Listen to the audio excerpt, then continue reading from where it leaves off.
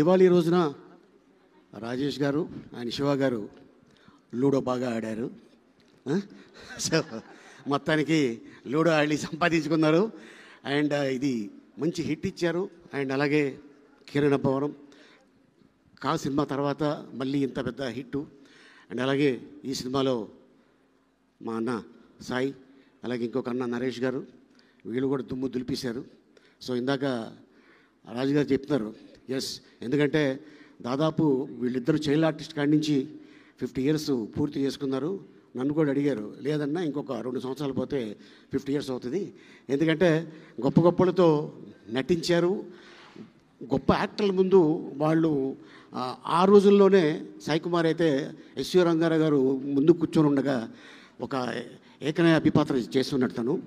And అంతేకాకుండా ఈ సినిమాలో అండ్ నిర్మాతలకి డైరెక్టర్కి నాని ఫస్ట్ సినిమానే హిట్ కొట్టడం, ఎందుకంటే ఇది చాలా ఎనర్జీ వస్తుంది మనిషికి.